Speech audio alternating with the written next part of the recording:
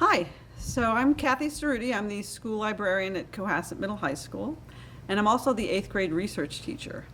Each trimester, my 8th grade students tackle a month-long sustainability project where they have to research a local topic of sustainability concern of their choosing. And through this project, my students gain critical information literacy skills. One of the requirements of this project is that they interview local experts. And two of my students this semester, Nina Geddes and Kayleigh Barrett, they interviewed State Representative Joan Meschino and FRRAC organizer, FRRAC stands for Four River Residents Against the Compressor Station, FRRAC organizer Alice Arena. And what follows is their interview with these women. Let's go. Hi. Awesome. Good morning. Good morning. Do you want to start? Sure. So I'll start with Alice. In your research, can you describe any of the most common effects that air pollution can have on the human body? Yes, as a matter of fact, I've learned all of these things. So we've been doing what we call baseline testing to find out what the air quality is like before they add another polluting facility. So, and I'll just say I'm the head of the Four River Residents Against the Compressor Station in Weymouth, and we know that we have relatively poor air quality around the basin. Yeah. So one of the things that we were able to get the governor to do was a health impact assessment. And through that impact assessment, we were able to look at, what is health like right now with the pollution levels that we have in the basin. So one of the things we found out is we are over the state averages for heart attack, for chronic obstructive pulmonary disorder, or COPD, for lung and bronchus disease, cancer, asthmas, for neurological disorders, and for diabetes. And I never knew diabetes actually has a correlative thing with air pollution. So diabetes is an autoimmune disorder.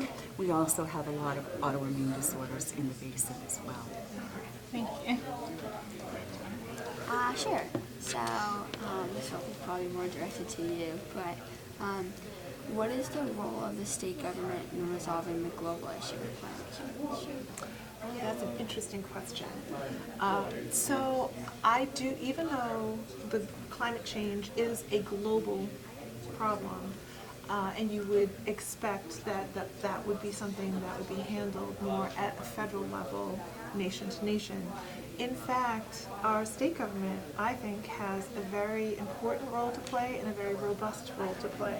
And regardless of what may or may not be happening in the sort of the national arena or the global community, I do believe that the state of Massachusetts, the Commonwealth of Massachusetts, has an obligation to take steps towards mitigating climate change.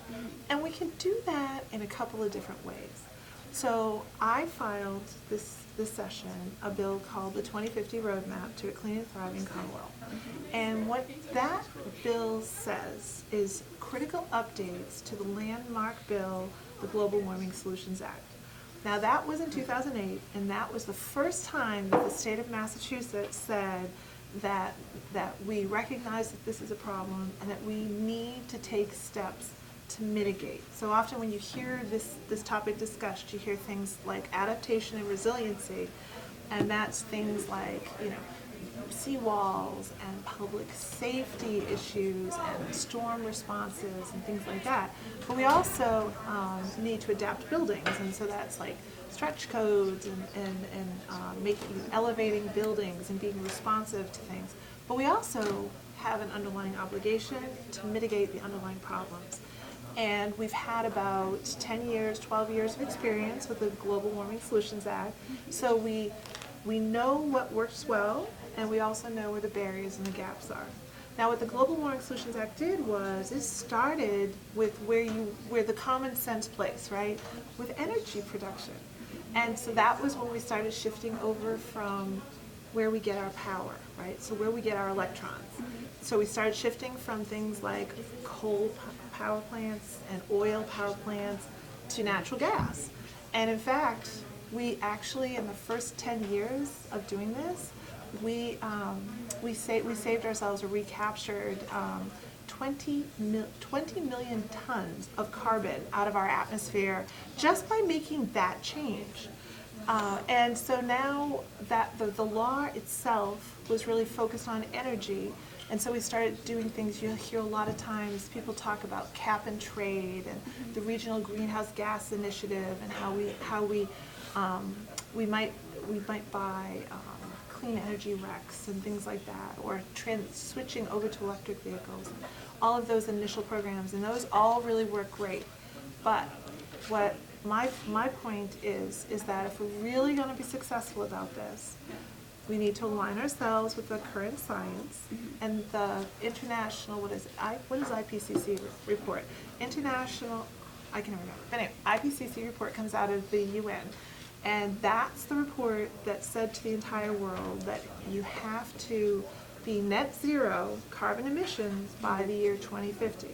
And so my bill is saying we should align ourselves with the current science and make that our goal.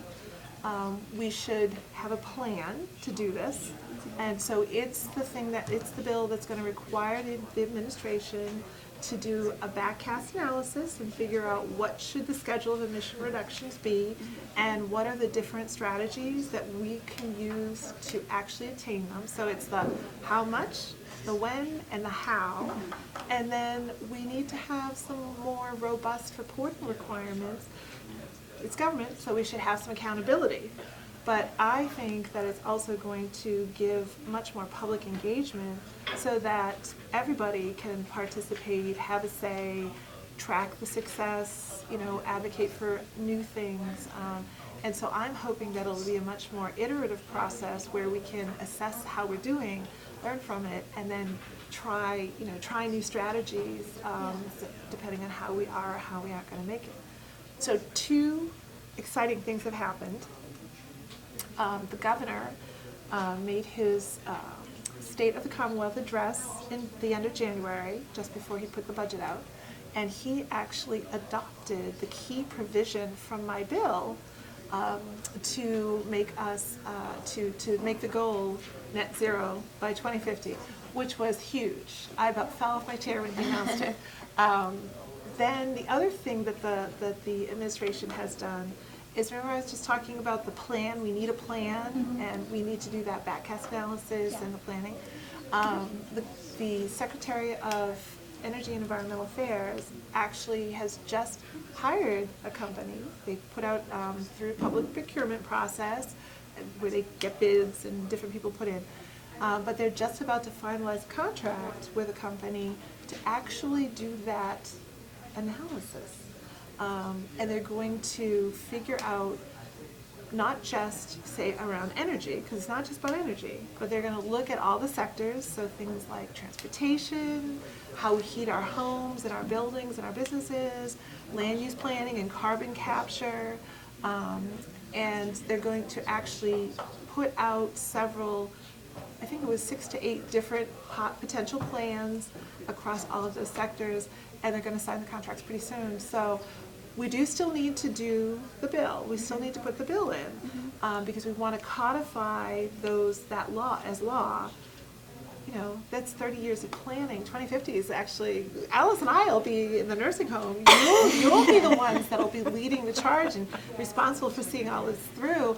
But we want to make sure that we have a consistent legal regulatory process. So, governors come and go, state reps come and go, even wonderful advocates come and go, and it's going to be your generation 30 years from now that's going to be responsible for making sure what we start today that you ladies see through to make for a really clean, safe, healthy environment and a thriving economy. So we're just going to, Alice and I are going to pave a path as far as we can. And then it's your job. And then we're going to pass it off to you and let you take it home the rest of the way. Thank you so much. Sure. That was a lot. I'm sorry. No, that was She great. gets excited about I get excited about That was this. perfect. Thank you. That's exciting. So, Joan, have you done any research in the Boston emissions and the air pollution coming from the transportation systems? So not personally, I haven't. But there's actually been a tremendous amount of research that actually has been initiated. And actually, Alice can speak to a lot of this because it's really around emissions and particulate matter that's in pollution is some of the things that we actually started this conversation on. So we do have a couple of different sources of information. DEP and the Clean Air Act, they track a lot of the emissions, and they have, through EPA, they have monitors. But then there's also other, Department of Public Health, and so there's other sources that actually will track a lot of the air quality pieces of it. So we don't do the actual resource ourselves, but there's a wealth of information out there and available to the public. And actually to the researchers, to larger researchers, to actually look at these kinds of things. And the reason your question is so important is because, not everybody actually believes that climate change is real. And you know what? That's okay. I respect that. But the fact of the matter is we do have a lot of pollution. And it's, to your earlier point, when we're thinking about what the state can do, I'm a state representative. All I can influence are the laws and the regulations in the state of Massachusetts. And I feel that Massachusetts has an obligation to take a leadership role because we have the ability and the bandwidth and the political will to do so. But all we really can do is govern within our four squares. And I think that whether or not we can ultimately achieve our goal globally, if we can reduce pollution, when you're standing at the bus stop, if that bus is electric and it's not putting out any particulate pollution, maybe your asthma will be better. Maybe it's a healthier environment for us. And anything we do towards healthy environment makes a much more resilient environment. And I will, you didn't ask this question, but I will add that since we put this job in place, or excuse me, this law in place, what we did is we sent a signal to the larger economy about where Massachusetts is going to be focusing. And we've already seen in the 10 years, 110,000 jobs have been created because people are interested in working on new technologies and strategies. And so a whole new sector is burgeoning, which is really good for us. That's incredible. Yeah, it's really exciting. And when you start to do the research on, you started with public health question, these issues really do start where you started. Public health question, a public safety question, environmental stability question. But what I'm saying is that the solutions to these things, because the problem is man-made, the solution to these things is an economic one. And what I'm suggesting is we should be decarbonizing our entire economy. So yeah, so it's really exciting. Isn't it really exciting to think about it both from an intellectual sort of legal framework, but also from public health? It really does intersect in a lot of places. So yeah. Thank you.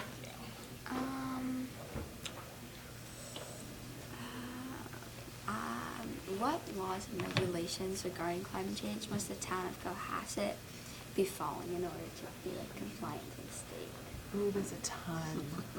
So I hope you know that you actually have a conservation commission and a conservation agent. And so we're already highly regulated around what they call the Wetlands Protection Act. And so that's any place that's intersecting with the natural wetlands and coastal with the built environment. So there's already a lot of regulations trying to balance, the built environment with our natural environment. We also have our Department of Public Health, and you'd be shocked, that's who you should interview next, you'd be shocked at how much our health department and our health agent has to do everything from junking your yard all the way up to flu shots for seniors and everything in between, and licensing all of your public health needs. We also have building inspectors who are working on things, on the building codes, and right now there's a push for a stretch codes. Cohasset's a green community, so they would be eligible to adopt a stretch code. And now they're starting to look at things like net zero stretch codes. So there already are a lot of these initiatives moving forward that intersect how we get to work, how we get to school, how we heat our homes, how we live our lives. And we're really transforming a lot of the ways that we do these things. And you'll be very proud to know that the town of Cohasset really steps up. They have some wonderful department heads who are thinking about are our buildings efficient? And because you glean savings. So if you're going to renovate something, you're gleaning savings. And that's important because what is it? Taxpayer dollars. So there's all of these components to it. And the town of Cohasset actually is forward thinking because they've done the solar array on the capped landfill, which is a it doesn't, in the grand scheme of things, it doesn't generate a lot, but every piece counts. And that it's on a capped landfill, I think is a beautiful symbol towards what Cohasset really cares about. You've also done a lot to conserve forests and lands. Think about carbon sinks and how that helps our environments be more resilient and quality of life and what makes Cohasset so beautiful. You also are interested in municipal aggregation, and that's about, isn't that exciting to think about, leveraging the buying power of a whole town for renewable energy and for energy savings. So there's a ton of ways it intersects, and Cohasset's really on the forefront of it for such a small community. I mean, you have charging stations and electric vehicles at the town hall. This is fantastic. So that's why it's so fun to represent this community. No, but this is the good stuff. This is the really good stuff. And you have an energy committee that is looking at what's next. So Alternative energy committee. yes. So that's exciting too. So, yeah. So, Alice, so in your research, what would you say is the most common form of air pollution? Where does it come from? Or the most? That's a really good question, and it's a really difficult question. I'm not a scientist by education, but I've sort of absorbed it. I've been hanging around scientists for 5 years. And in the basin, so we'll take that as sort of, what we're looking at as our example. There are 10 polluting industries right there right now. The largest polluter, I would say, or the largest form of pollution in the basin has to do with oil and petroleum. Okay. So we've been doing something called canister testing for volatile organic compounds. Yeah. Mostly what we're looking for are the BTEX toxins, which is benzene, toluene, ethylbenzene, and xylene. All of those toxins are highly carcinogenic and are produced by gas and oil. So that was kind of one of the things that we really had to look into. In that area, we also have a place called Twin Rivers Technologies, which they take palm oil and they make surfactants and biodiesels, a lot of really heavy-duty chemicals, that kind of thing. And they are constantly spewing into the air. We also have a fertilizer pelletizing plant. And what that is, the sewage that is pumped out to Deer Isle is processed and pumped right back in.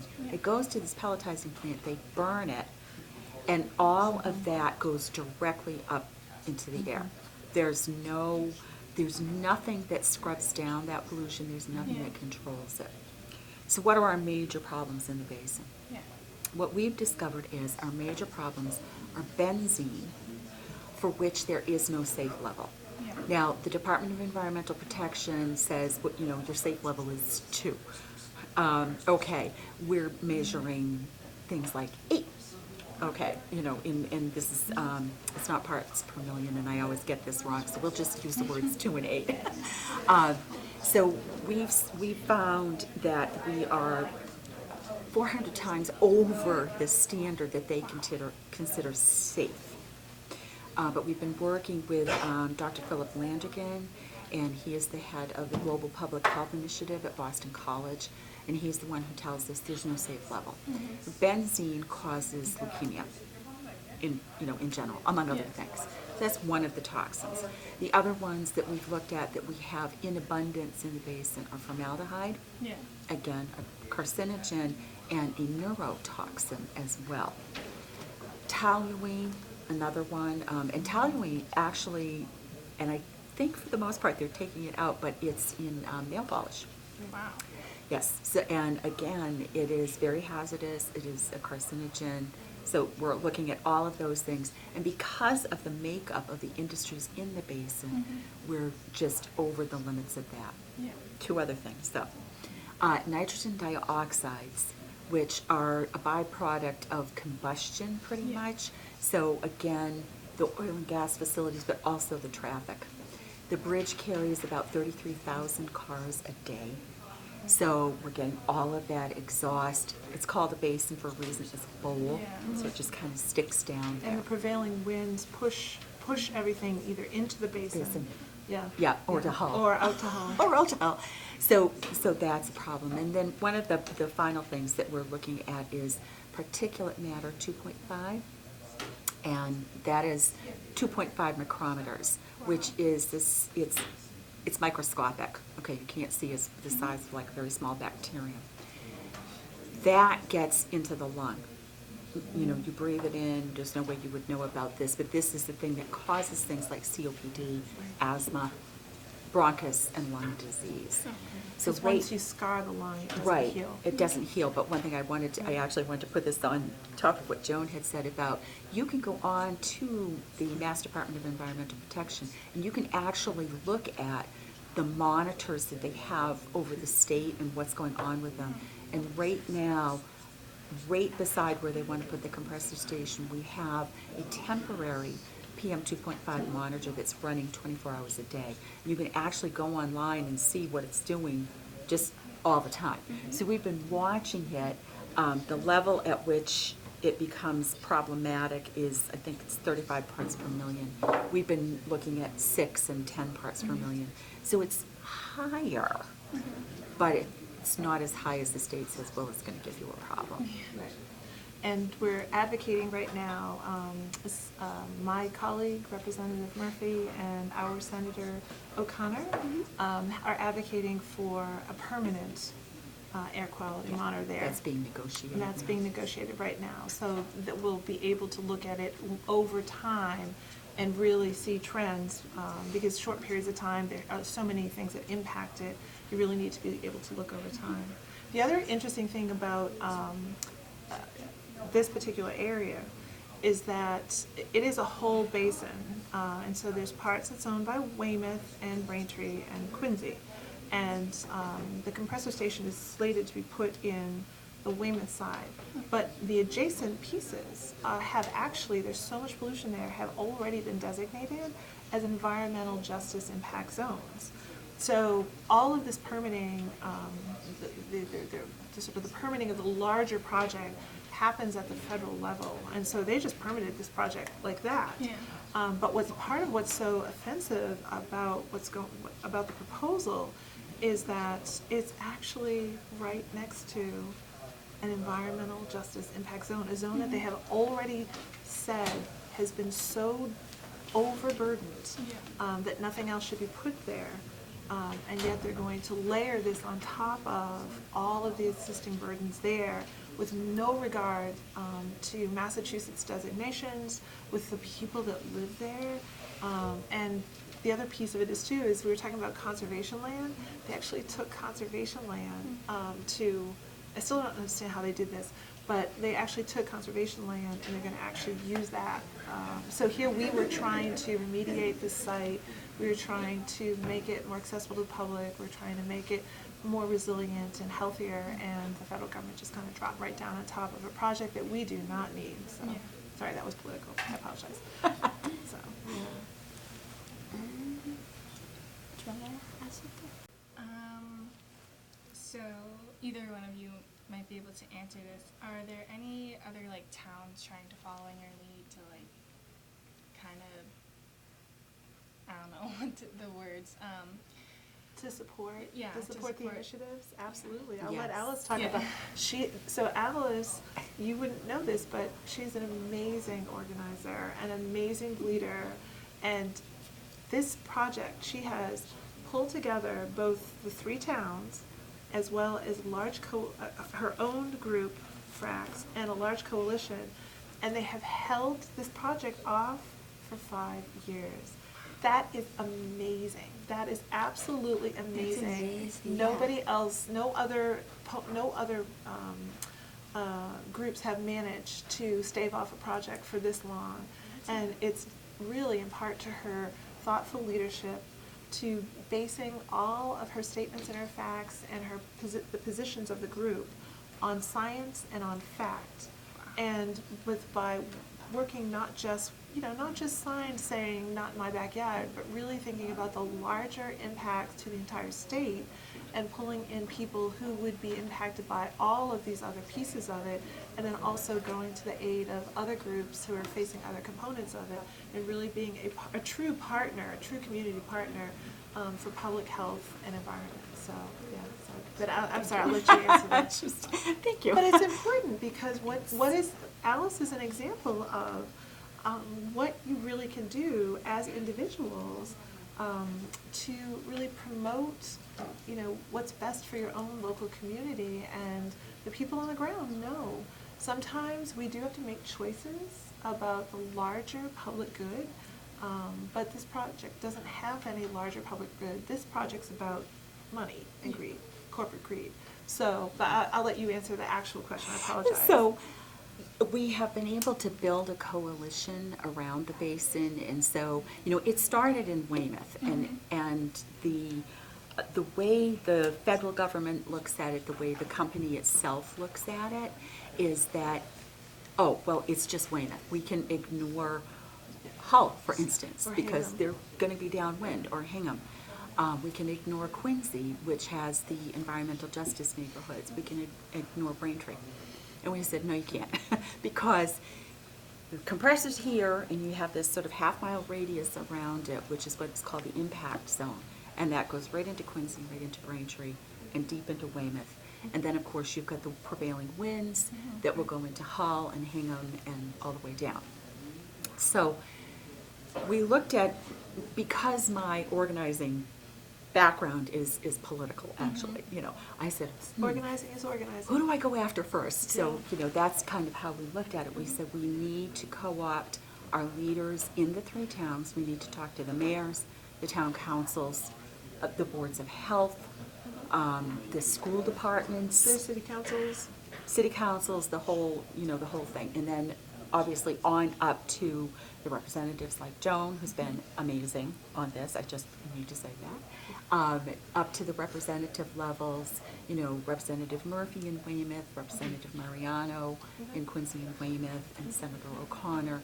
And we built a coalition in the towns and then in the broader legislative area, and also outside of our legislative area, because Representative Hawkins in Attleboro, if this compressor station gets built, he's in trouble. Right. Because they're going to bring back another project called the Access Northeast that will build a compressor in his district in Rehoboth, triple the size of the compressor station in Weymouth. And just, keep going. So it's not just, this is where we build the coalitions. So really, we're statewide. We have partners all over the Commonwealth, because we're not just looking at the NIMBY, not in my backyard, compressor station in Weymouth. We're looking at 7 other gas build-out projects Wow. that under Governor Baker are being steamrolled through. So compressor stations, pipelines, metering and regulating stations, expansion to existing compressor stations, a huge LNG facility in Charlton, which, but good news, just if I can add this, the decision a couple of days ago to criminally charge, and they accepted the criminal charges to Columbia Gas up in the Merrimack Valley. in the Merrimack Remember last Valley. year when it exploded? Yes. The Yeah. explosion? Yes. 2 years ago now. I Almost 2 know, it's years. been a long time. They were criminally charged for neglect, and that is going to have resounding effects in the industry itself. But because of that, there are a couple of projects that now look like they might fall. Right. So Yeah. that's good news, and it's good news for the environment. Yeah.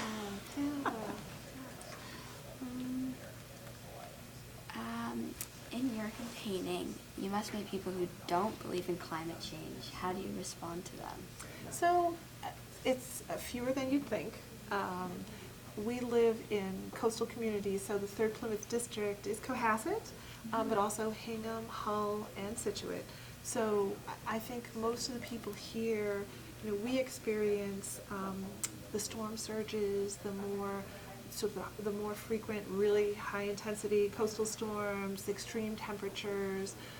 So I think our communities have really seen and understand that, when you're talking about sea level rise, a few inches on a tide and the direction of the wind and how long the wind is, we understand the dynamics of it, and we really experience the impacts in a very dramatic way. And we've been dealing with FEMA flood maps for years, and we've all looked to see where the sea level rises. So I think most of the people in our community really do understand that the change is happening, and that we literally have to stay ahead of the change, or we'll quite literally get washed away by it. Yeah. What I hear more is people disagree as the cause. Do human beings, is it a man-made cause? Mm-hmm. And I would argue that that it is. That's been, if you look at the long scope of things, and really at what point we become industrialized, and how is man-made activities really impacting things. And I think we've just understood it better, and really over the past, really it's been more like 30 or 40 years, even longer than that, where we've really been watching and evaluating. The science has really matured. Yeah. I feel that, so when people say to me, well, I don't think, what I say to them is, I think we still have an obligation to be responsible for our own actions and for our own activities. And we will make choices about when we need certain infrastructure, for the public good, as opposed to corporate greed. And sometimes you have to make tough decisions. But the whole point of the 2050 roadmap is that we should be planning smart, and we should be thinking ahead to the future, and we should be availing ourselves of new technologies, and we should be thinking of it through a public health lens, an environmental protection lens, a public safety lens. And we just need to be responsible for our own man-made activities. And it's as basic as that from my perspective. I have gotten millions, as a state representative, I've gotten millions of dollars worth of seawall money. I've helped our communities advocate for that. And I don't think you get to keep spending all of that money without working on the underlying causes. And now that we're starting to really know them and understand them, I think we need to take steps to mitigate them. And not for nothing, we are, and it's going well, and it's really propelling forward for public health and public safety, and for economic health and vibrancy. So it's all good. You can't argue with people who have a thought in their head, but sometimes you can lead them to say, I don't need you to agree with me about global warming, but do you agree with me that it would be better to have an electric bus that's not putting out particulate matter for the children that are standing next to it, that will help with our asthma and won't cause as much asthma? And most people, I think, understand that you don't always have to agree on the why we're together doing things, but we can agree on the net positive benefits of it. So I usually try to turn it around to them, and I usually try to invite all parties to the table, and understanding what everybody's interested in helps you negotiate and helps you bring people in to work on things together, even though we don't necessarily agree on the why. Yeah. Thank you. Yeah. I have no further questions, but thank you so much for answering the ones that I did ask. Were there any other just questions based on what we said that you were thinking while we were talking? Maybe I'm just like in general, like can Cohasset be doing more, like to be more involved, or? That's a great question. I would say we can all be doing more. Mhm. And it's exciting to me that student groups and students like yourself are asking those questions and looking for those answers. And I think there's actually going to be a lot of opportunity to do things like that. Mr. Buckley has the CSCR program. You know, that's one component of, you know, why good research and, you know, around environmental protection and health are important. We have the Alternative Energy Committee, and I think we can be, you know, we can be looking at that. But it's also other places. We can look at our building codes and think about how do we help people build more efficient homes, and how do we think about, you know, walking and biking and getting people out of cars, right, or commuting, and how we get to work. So I think we all can be doing more. For me, recycling is a big one. I was super proud of Cohasset. Actually, all of the towns in my district, I think, are going to do this now. But I was super proud of Cohasset for the plastic bag ban, keeping plastic out of our environment. I mean, there's really just all of these are the pieces, and so I think we all can be doing more. Yes. Both as town, but also and within as individuals within our own families too. So Thank yeah, you. I think that's a great idea. Yeah, that's all the questions I have. Yeah. And also, any last words, Alice? Just, you know what, everyone has a part to play. Everyone, you can look at something and think, so for instance, Dunkin' Donuts has finally gotten rid of most of their styrofoam cups. Yes, But I yes. remember thinking years Fantastic. ago, they were just everywhere. Yep. Yeah, I And, agree. you know, so you can see something like that and you can take action. You can think to yourself, well, what would I do about this, and who would I talk to about this? So from an organizer's perspective, that's how everything starts. And it always starts at the grassroots. It always Right. starts with people like you, you know, saying, I'm seeing this. You know, you could look at the plastic bag ban. You could say, well, why do we have to have plastic bags? The grocery stores are giving all these cloth bags, or you can pay 99 cents for them or whatever. And so why do we have to have plastic bags? And work on something like that. So I just want to encourage you to, Yeah. you know, be involved. And if you see something that needs doing, think forward about and stepping doing it. forward and Yeah. doing Yeah. it. And there's a lot of different ways. You know, if you have a really good Board of Selectmen with a lot of different expertise and a variety of interests, that's a great place to start. In the schools, you have wonderful principals here. You have wonderful teachers here. Those are great places to start. You have state representative and a state senator. We always love to hear from members of the community. Not all answers happen in state law, at state level, but we look for the places where we can assist our communities and maybe file a bill or talk to a department or advocate for changes for regulations. And we're happy to support the initiatives that come through you know, the grassroots. I mean, we represent this district. We represent Cohasset, and Senator O'Connor and I listen all the time. We love to meet with groups, and answers don't always appear, but they start. They start somewhere. They start Yeah. somewhere. They start at the grassroots level, and I think one of the best examples of that was Alice and I have been obviously working on the compressor station for a long time, and one of the challenges that she really articulated to me was, we want to sue the federal government on this project and to oppose the regulatory permitting process and the approvals that they got. Who can file that lawsuit? There's rules about who has, it's called standing, to file a lawsuit on a topic. And one of the big questions was, does Alice, as a grassroots organizer and the leader of this FRRACS group, does she have standing? And so and it's questionable whether or not she does. I can't solve that problem in the immediate, but we did think about it, and I ended up filing a civil rights bill that would create a right in an individual to file a lawsuit and to raise a civil rights claim for a disparate impact in the court of law if a government regulation, which is otherwise neutral, I mean, these regulations are otherwise neutral, but they just happen in this instance to have a disparate impact on specific groups of people. And so the bill I filed it at the beginning of the session. I did go to study, but I did talk to the chair of the Joint Committee on Judiciary, and what we're going to do is we're going to work on it over the summer to sort of recraft the bill in a way that she thinks would improve it.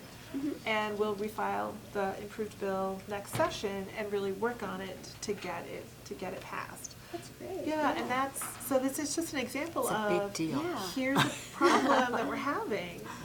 Can you help us with it? And so, it's very much meant to be a relationship with your representatives. And we're happy to listen, happy to talk, and happy to take ideas and see what we can figure out. So, Yeah. Thank you so much. Yeah, Absolutely. Thank you. Thank you. Thank you. This is terrific. That was perfect. Good job. Any questions from behind the camera?